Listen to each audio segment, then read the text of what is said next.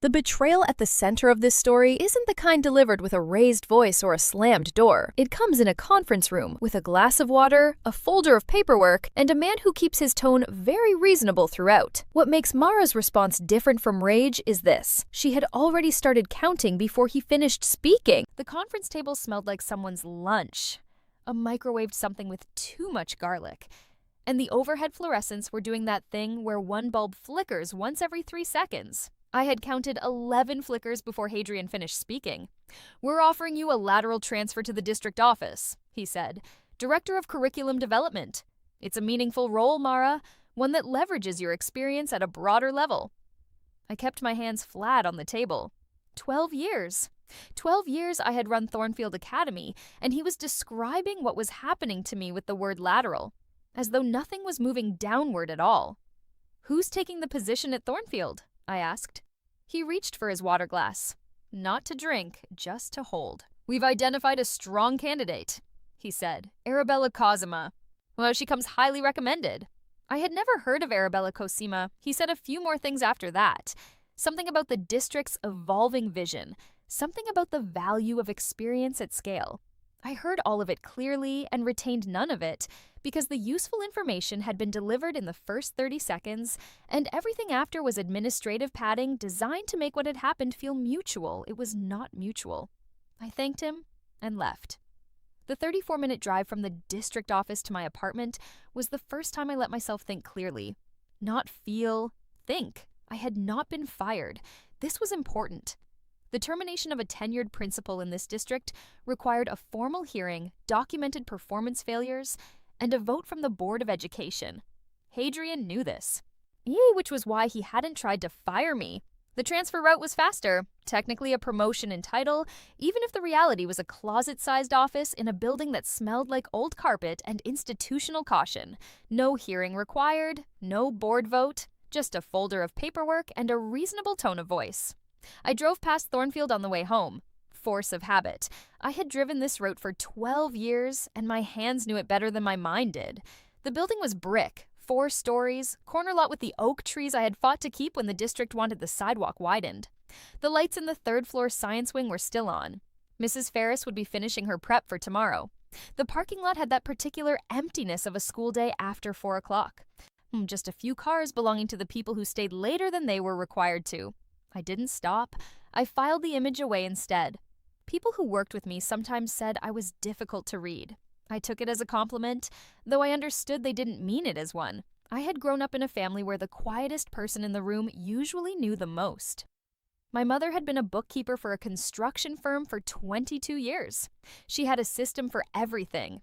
She filed every invoice, every contract amendment, every deviation note, every communication that referenced a financial decision. She did not do this because she expected crisis. She did it because she understood that memory is partial and documentation is not. "You document everything," she told me once.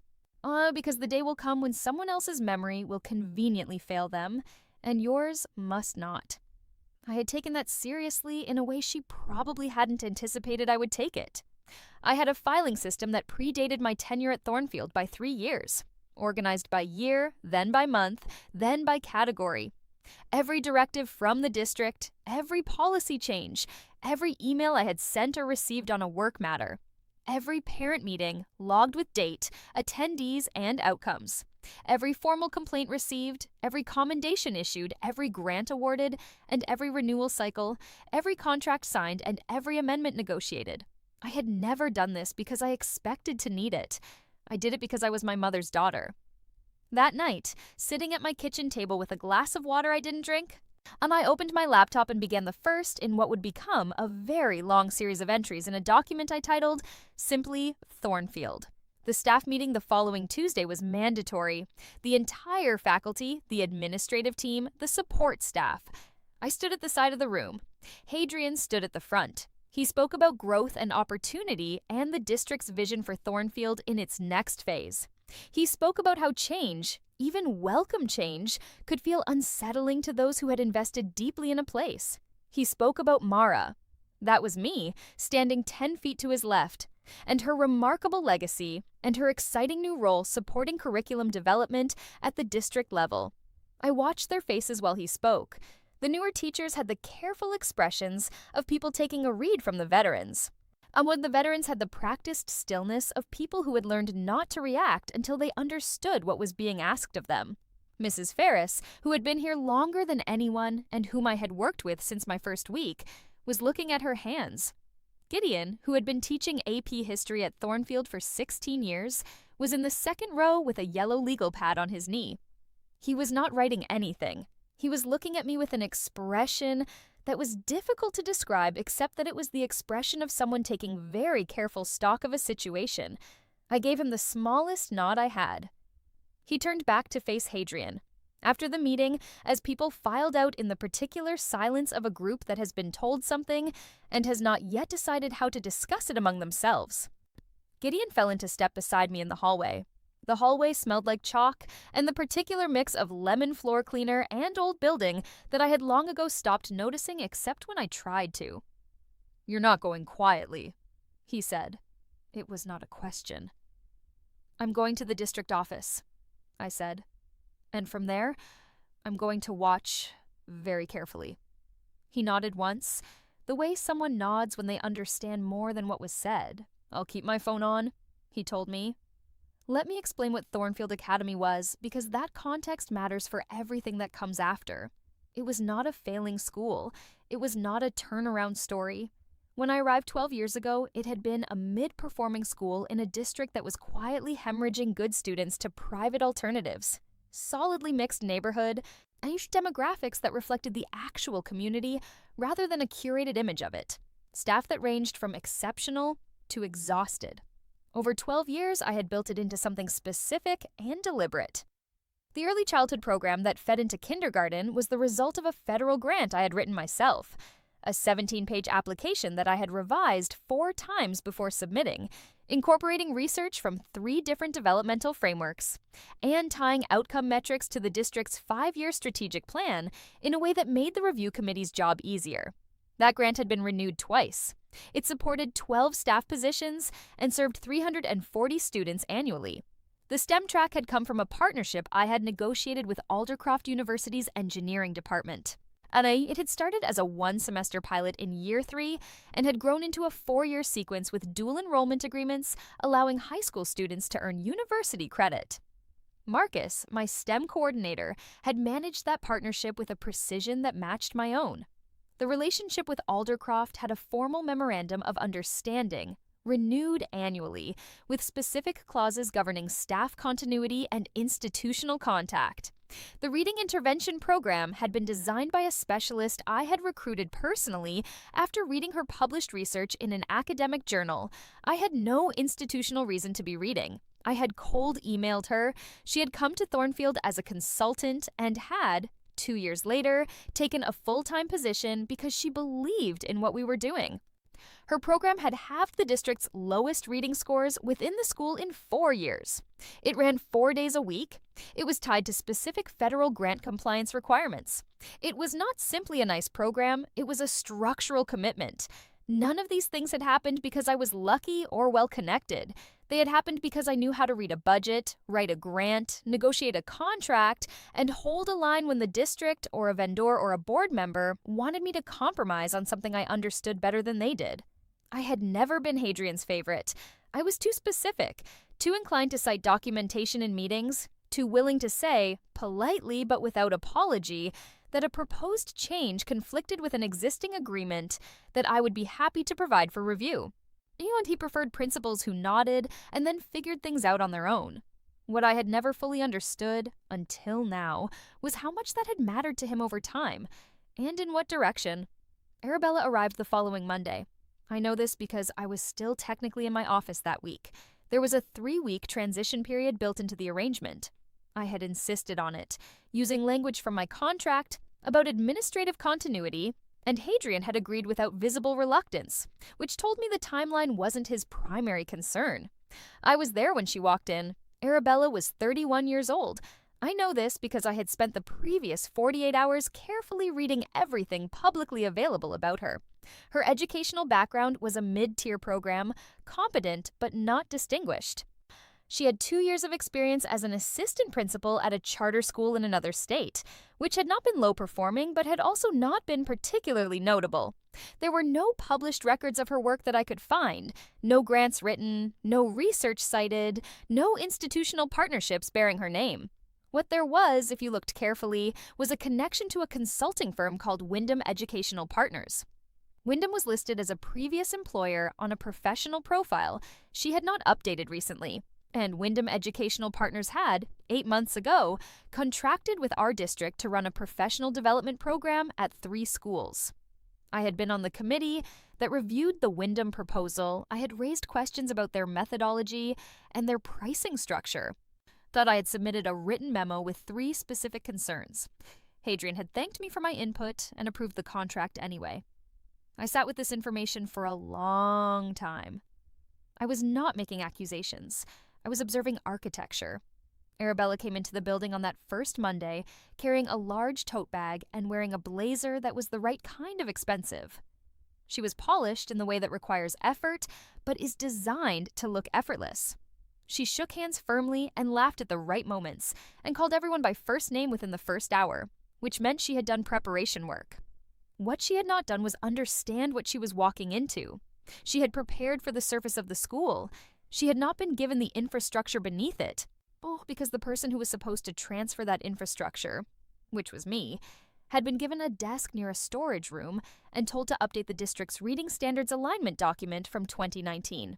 My new office at the district building was on the 2nd floor, between that storage room and an office belonging to a man named Prosper, who I would encounter only once and who appeared to be doing a crossword puzzle. The desk was large and clean and entirely empty. I was given a laptop, a new email address, and a meeting with my new supervisor, a woman named Josephine, who had the particular energy of someone very capable who had long ago concluded that certain battles were not winnable and had made her peace accordingly. She showed me my first assignment, reviewing the district's K-8 reading standards alignment document, last updated in 2019. Right, I said. I would do the work. I was not a person who performed incompetence to make a point, but I would also use every hour of institutional access I still had to understand exactly what had been done to me and why, and what could be done about it. These 2 things were not in conflict. On my second day, I pulled up the Thornfield files I still had legitimate access to, curriculum-related files which fell under my new portfolio, and I found the first thing I had expected to find. The federal grant for the early childhood program had a 3-year renewable cycle. The renewal window opened in 4 months. The application had to be submitted by the building principal and required documentation that only someone with deep institutional familiarity with the program could accurately compile. There was no indication in the transition documentation that Arabella had been briefed on any of this. I copied the grant file to a personal folder. Then I wrote a memo to Josephine flagging the approaching renewal deadline. I CC'd Hadrian. I kept my copy. Gideon texted me on Arabella's 4th day. She canceled the weekly department head meeting, going to monthly. Also asked why AP History has a unit on labor organizing. I read this twice before responding.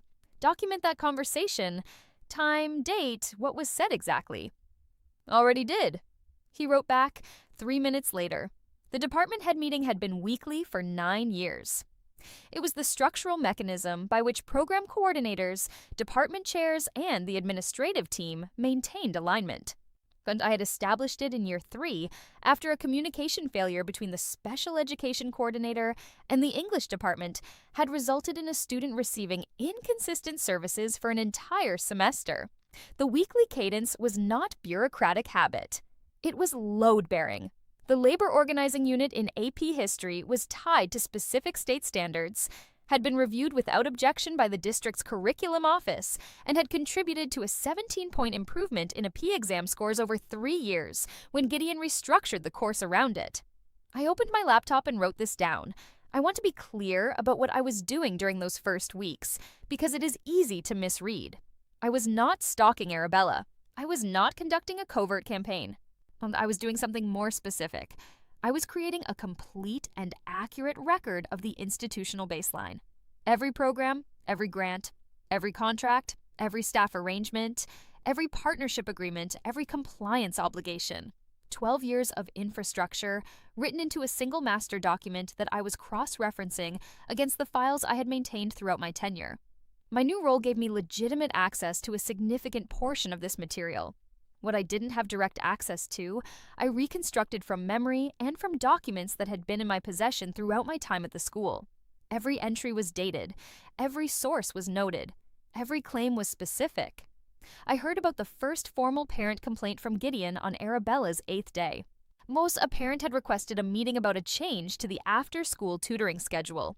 The tutoring program had run on Tuesdays and Thursdays for 6 years, tied to bus schedules and family work patterns that had been specifically surveyed when I designed it. Arabella had moved it to Wednesdays only, citing room availability, without consulting the parent coordinator or sending advance notice. The parent had asked for the reasoning in writing. Arabella's response had been verbal and, by the parent's account, dismissive. The parent had filed a formal complaint with the district. I noted it. Programs affected, 1. Weeks elapsed, 2. Formal complaints, 1. 3 weeks in, Gideon sent a longer message. Arabella had met with the reading intervention specialist, Dr. Carla, whose program I had recruited her for. Whose research I had read in a journal at 11 at night, whose 4-day-per-week intervention structure had become a compliance anchor for the Early Childhood Federal Grant, and informed her that sessions would be reduced from 4 days a week to 2. The reasoning given was freeing up classroom time for test preparation. Dr. Carla had pushed back. She had cited her own published research showing that below 2 sessions per week, the intervention effect dropped to near 0 for the target population. She had asked whether the grant compliance implications had been reviewed. Arabella had thanked her for the input. The change had been implemented on Monday. By Friday, Dr. Carla had submitted a formal letter of concern to the district's curriculum office. I read Gideon's account twice. Then I opened the grant requirements document, which was legitimately in my files as part of my new portfolio review responsibilities, and pulled up the specific compliance clause. The federal grant required the school to demonstrate and maintain a multi-tiered reading support system with a minimum of 4 direct intervention contacts per week for qualifying students. This was not a guideline. It was a condition of the award. 2 contacts per week was not compliance. I wrote a memo to Josephine noting that changes to the reading intervention schedule at Thornfield might require review for grant compliance. I flagged the specific clause and the specific requirement. I CC'd Hadrian and the district's grants compliance officer. I kept my copy, which now included the memo, the send timestamp, and the read receipts. I need to say something about Hadrian now, because I have not been fully accurate about what we were to each other, and that matters for understanding everything that followed. For the first 4 years of my tenure at Thornfield, we had been close in the way that professional people sometimes become close when they share a vision and work well together. He had championed my budget requests, defended my hiring decisions to skeptical board members, backed my grant applications at the district level when other principals were being told to hold off. There had been a mutual respect, built on evidence rather than feeling. I had trusted him the way I trusted very few people, based on what I had seen him do over time, not on what he said about himself. In year 5, something shifted, or perhaps it revealed itself. And when he began bringing in outside consultants, he began talking about Thornfield's market positioning in language that made me write the phrase in my notes with quotation marks. He developed a different relationship with the word stakeholders. He began, gradually and then less gradually, preferring the principals who didn't push back. We were not romantic. I want to be precise about that, because the story wants to be that, and it isn't. But there was a closeness, a working intimacy built over years, and when I sat in that conference room and watched him explain lateral to me with a water glass he didn't drink from, I felt the specific cold of a betrayal that was not entirely a surprise. Betrayal that doesn't surprise you has a particular temperature. It is harder to name than shock. It is more durable. By the end of Arabella's first month, the formal complaint count had reached 14. Complaints 1 through 4, scheduling changes affecting students with accommodation plans.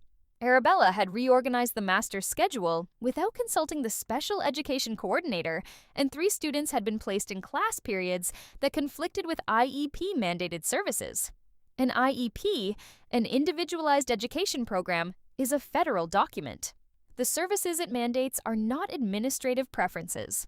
A school that fails to provide mandated IEP services is not in a gray area. It is in violation of federal law. Complaints 5 through 7, communication failures.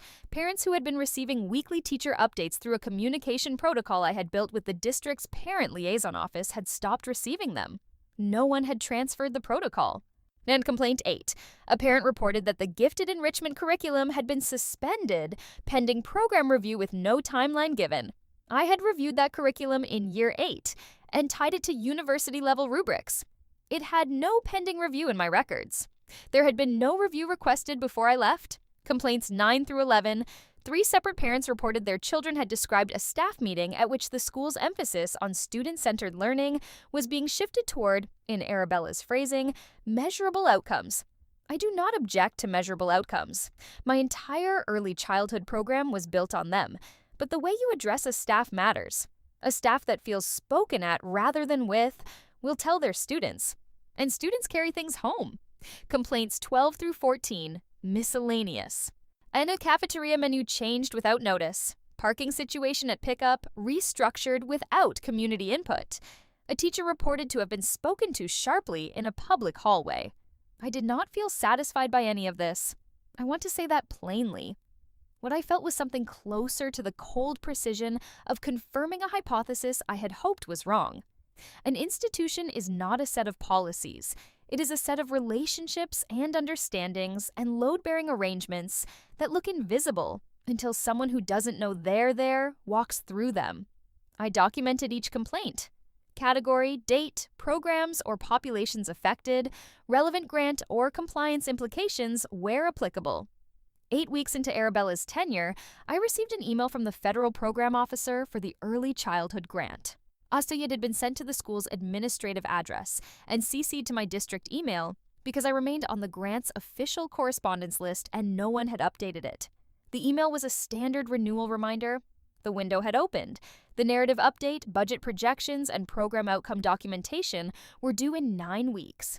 The program officer noted at the bottom that she had not yet heard from the school's new principal regarding the transition and wanted to ensure continuity was being managed appropriately.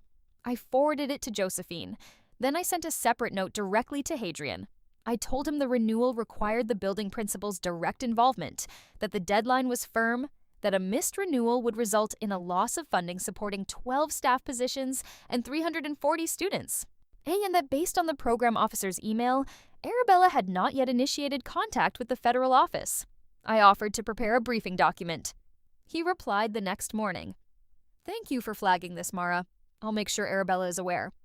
7 words, no follow-up, no request for the briefing document. I noted the date, the content, and the absence of action. I kept my copy. Josephine called me into her office on a Wednesday morning in week 10 and closed the door behind me, which she had never done before. Her office smelled like paper and the particular staleness of a room used primarily for things that needed to stay contained. "The board office has been getting calls," she said, each word placed carefully. "About Thornfield?" I asked. "About the transition." She paused. "Well, Hadrian is describing it as a typical adjustment period. How many complaints would it take for it to become atypical in his assessment?" She looked at her desk for a moment. "I don't know," she said, "but I'd make sure your files are organized." It was the most direct thing she had said to me since I arrived. I thanked her and went back to my desk and organized my files. Gideon called, not texted, on a Thursday evening in week 10. "She let Marcus go," he said. Marcus had been at Thornfield for 6 years. He had taken the Aldercroft partnership from a 1-semester pilot and built it into a 4-year sequence. 32 students were currently enrolled in dual enrollment university coursework through the agreement he managed. "What reason?" I asked. "Position elimination. The STEM coordinator role is being folded back into the department head structure." "Who did she consult?" "Nobody I know of." "Did she review the Aldercroft agreement?" A pause. "Mara, I don't think she knew the Aldercroft agreement existed." The Memorandum of Understanding with Aldercroft University named the STEM coordinator as primary institutional contact. It contained a specific clause requiring 30 days written notice and the formal appointment of a named replacement before any staffing change affecting the coordinator role could be executed. This was not boilerplate. I had negotiated that clause myself after a previous partnership with another institution had become complicated when a key contact changed without notice. If that clause had not been followed, and it had not, Marcus had been told his position was eliminated effective the following Friday. The MOU was now in breach. I ended the call, opened my files, read through the relevant clauses twice. Then I opened a new document and began drafting a memo that noted, purely as a factual matter, that changes to the STEM coordinator position at Thornfield may have implications for the district's existing MOU with Aldercroft University and recommended that legal counsel review the relevant clauses. I sent it to Josephine and to the district's general counsel. I kept my copy. The 23rd formal complaint was filed in week 10, and I heard about it through Josephine rather than Gideon. She called me into her office again, same closed door. "The board chair called Hadrian today," she said. I assumed she would. He told her he was managing it. I nodded. "The IEP complaints are the ones that concern me most," I said. "They concern me too," she said, which was the most she had said to me that wasn't about my actual job description. The state has reporting requirements for IEP service failures. "Yes," I said. "I know. I've documented the ones I'm aware of." She looked at me for a long moment. "How thorough is your documentation?" "Exhaustive," I said. The 29th complaint came from a parent of a child in the early childhood program. The parent had attended an open house and been told the program was being restructured. When they pressed for specifics, the answer had been that programming decisions were still being finalized. When they asked whether the federal grant supporting the program was still active, but Arabella's assistant had said she would look into it and not followed up. The parent came to the district office in person on a Thursday afternoon. I was leaving for a lunch I wouldn't eat when I saw her in the lobby. She was holding a printed copy of the program brochure from the year I wrote it. She was asking the front desk to speak with someone about the program's status. I could have walked past. I chose not to. I went back to my office and pulled up the current grant status. The renewal window had been open for 3 weeks.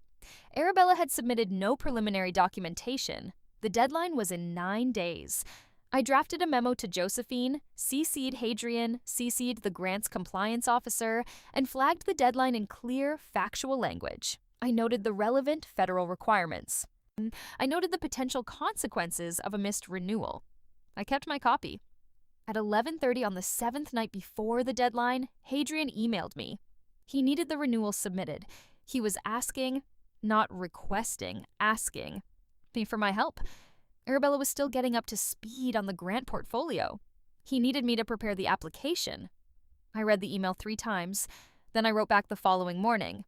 I was glad to support the renewal process. As the grant was administered through the building principal, the submission would need to be reviewed and signed by Arabella. I could prepare a draft and transfer documentation by Friday. I would also need confirmation that my role in preparing the application was formally documented, as the work fell outside my current job description. He replied within the hour. Of course.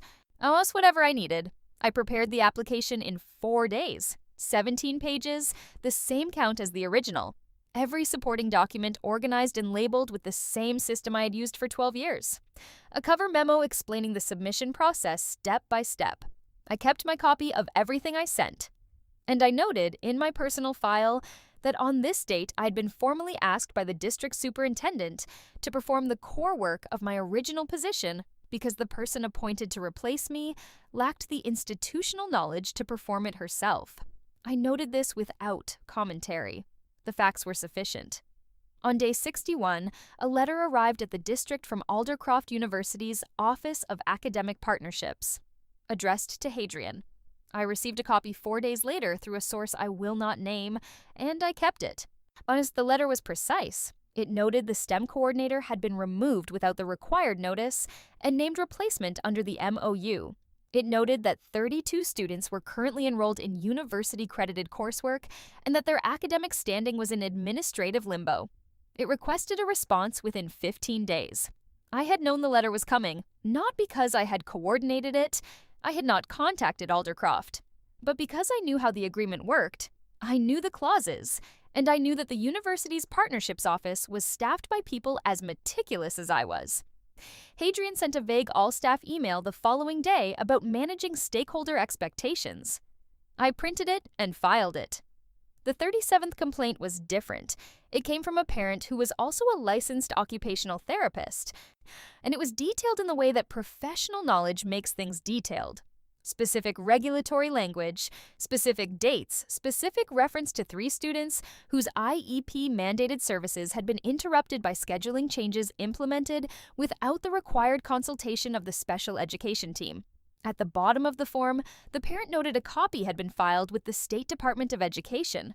I heard about it from Josephine, who was standing when I came into her office for the 3rd time, which told me something had changed in the weight of this. "The board is calling a special session," she said. "When?" 3 weeks. I nodded. "Will there be an administrative review?" "There will be now," she said. I had been preparing the summary document for 3 weeks. A clear, organized, odd chronological account of every compliance matter I had identified since my transfer, every memo I had sent, every response I had received or not received, every document attached in its original form. No editorializing, no commentary, no recommendations, facts, dates, documents. My mother had been a bookkeeper. She had taught me that the purpose of documentation is not to make your case. It is to make the case make itself. You arrange the information so that the reader arrives at the conclusion without being told what the conclusion is. The moment you tell them the conclusion, they can dispute your interpretation. If you just give them the facts in order, there is nothing to dispute. I formatted the document over 4 evenings. I ran it by my lawyer, who had now reviewed my employment contract in full. "Oh, the transition addendum clause," she said when I called her on a Friday afternoon. She specialized in public sector employment contracts. I had kept her card in the back of my wallet for 3 years with no particular plan. "They gave me a 3-week transition period," I said. "The clause requires 60 days and a structured briefing covering active grants, contracts, institutional partnerships, and compliance obligations." "Do you have documentation of the breach?" I described the filing system my mother had taught me to maintain. There was a pause on the line. "How complete is it?" "Complete," I said. "Define complete." I told her about the grant files, the Aldercroft MOU, the curriculum documentation, the compliance memos, the email timestamps, the response records. She was quiet for a moment. I'll review the contract formally," she said. "But I'll tell you now, if the documentation is what you're describing, the district has significant exposure here, not just morally, contractually." "I know," I said. I had known for some time. The 47th formal complaint was filed on the morning of the board's special session. It came from a parent whose child was enrolled in the dual enrollment STEM track. The parent had paid a university application fee for a course that was no longer being offered. They wanted a refund and a written explanation. And they noted, at the bottom of the form, that copies had been sent to the university's ombudsman and the state attorney general's education division. A complaint forwarded to the AG's office is a different category of complaint. "Oh, I heard about it from Gideon at 8:15 in the morning. The board session was at 2. I was already in the car. The conference room for the board session was larger than the one where this had started. Long rectangular table, a row of seats along the wall for staff and public observers. The kind of room that has been the site of many careful conversations and is furnished accordingly. I sat in the row of seats, not at the table. Arabella was at the table. She was wearing a blazer the same caliber as the first one, and she had a leather portfolio and a pen she kept turning between her fingers. Once, twice, stop. Once, twice, stop. Hadrian was at the table. He did not look at me when I came in. The board chair called the session to order and stated the purpose, an administrative review of the Thornfield transition in light of community concerns. Then she read a summary of the complaints. 47, by category. Scheduling irregularities affecting students with IEPs. Communication protocol failures affecting the parent community. Personnel decisions executed without following established institutional protocols. Failure to maintain compliance with existing partnership agreements. Potential exposure under federal grant requirements. pending state-level reporting obligations related to IEP service disruptions. She read the list in a flat, measured voice without looking up from the paper. The room did not move. When she finished, she asked if anyone wished to provide context. Hadrian spoke first. He used the words challenges and adjustment period and opportunities for improvement. He spoke for about 7 minutes and said nothing that hadn't been in his all-staff emails. Arabella spoke next. She was controlled and composed, and she accepted responsibility in the way that people accept responsibility when they are hoping responsibility will stay at the level of abstraction and not require anything specific to change. Then the board chair looked at the row of seats. "We've also asked for a briefing from the Director of Curriculum Development," she said. "Mara, would you like to present?" I stood. I did not use slides. I had a printed copy of the summary document, and each board member had a copy in front of them, which I had arranged through the board clerk by email 3 days prior. I spoke for 22 minutes. I covered, and in order, the early childhood grant portfolio and its compliance structure, and the current renewal status, the Aldercroft MOU and its specific clauses, and the breach that had occurred when the STEM coordinator was removed without following the required process, the IEP service disruptions and their regulatory implications at both the state and federal level, the transition addendum in my employment contract, which I cited by clause and page number, and the 60-day briefing period that had not been completed, the grant renewal that had been submitted 5 days before the deadline with my assistance, at formal request from the superintendent, using documentation from my personal files. I did not say that any of this was Arabella's fault. I did not say that any of this was Hadrian's fault. I presented documented facts in chronological order, with sources attached. When I sat down, the room was quiet long enough that I became aware of the ventilation system. The board member I had given a 45-minute presentation to in year 4, the one who had called it the most useful thing he had seen in that room in 3 years, looked at Hadrian. "When the IEP service disruptions were occurring," he said, "were you aware?" Hadrian paused.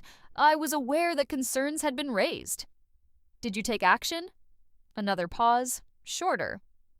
"I communicated with the principal's office." The board member wrote something on his copy of the summary document. I could not see what it was. 3 weeks after the special session, the board voted. A formal administrative review of the Thornfield transition had to be conducted by an independent educational consultant. A requirement for written documentation from Hadrian of all communications related to the IEP service failures and grant compliance matters. A referral to the district's legal counsel to review the transition addendum and advise on district obligations, and an oversight committee, a temporary structure requiring that Thornfield's administrative decisions affecting personnel, curriculum, grants, or institutional partnerships be reviewed by a district-level team before implementation. I was appointed to that team, not as principal, not yet. But in the room, Hadrian came to my office 3 days after the vote. He closed the door and sat down, and the room smelled like his particular cologne and the stale carpet and whatever had been stored next door for the last decade. He looked at his hands first. "I should have handled the transition better," he said. I waited. "The addendum clause." He looked up. "You were right to flag it." "I flagged it to the board's legal counsel," I said. "Not to you. That was a deliberate choice." He looked at me directly for a moment. He understood what that meant. "The addendum was in the contract for a reason," I said. "I put it there because I understood that 12 years of institutional knowledge doesn't transfer automatically when a person leaves a position.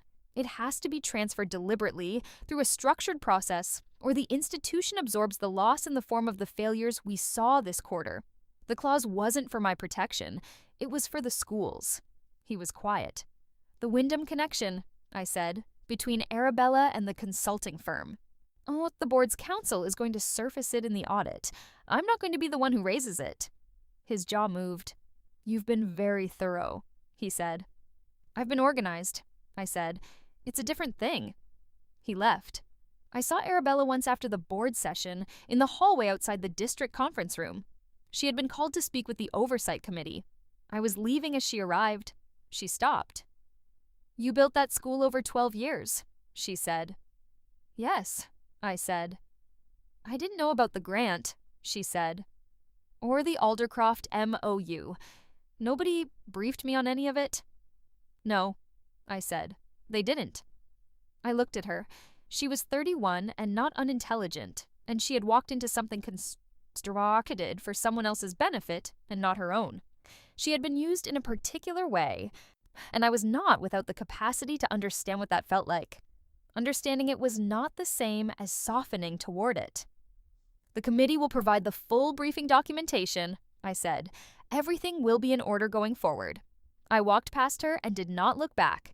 The independent consultant submitted his findings 8 weeks after the special session. The report was 43 pages.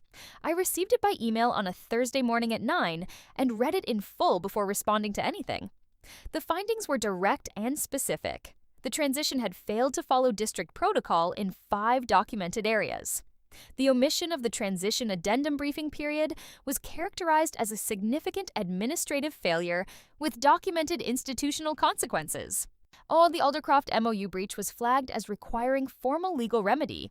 The IEP service disruptions required specific remediation with binding timelines.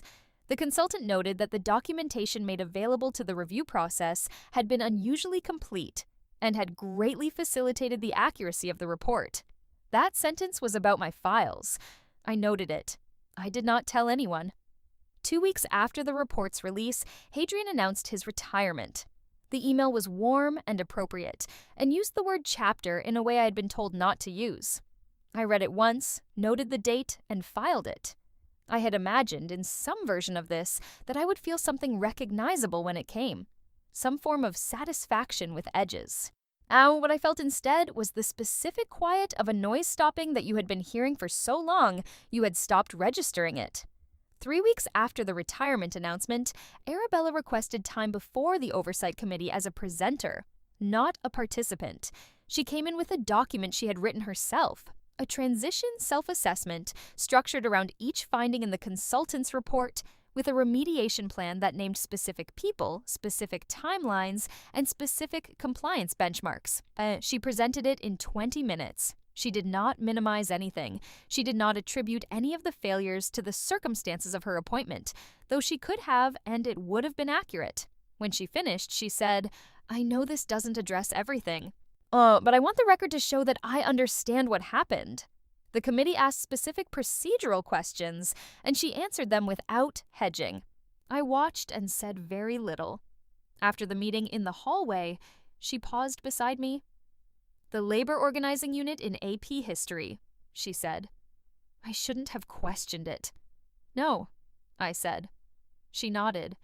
That was the end of the conversation. The board chair called me in on a Monday morning. Just her. Not the full board. Coffee she didn't offer to share, and a directness I had always respected in her. "We're recommending a return to Thornfield," she said. "As principal, with a revised contract. You'd work in a formal co-leadership structure with the current principal for 6 months, then transition to sole leadership at the review date." She slid a folder across the desk. I opened it. I asked the contract was on top. There was a new addendum, drafted by the board's legal counsel. It was 8 pages longer than my previous addendum. "They used your original addendum as the foundation," she said. "Your transition clause is now district policy, not just for Thornfield, across all schools." I read the first page. "I'll need 2 weeks to review this with my attorney," I said.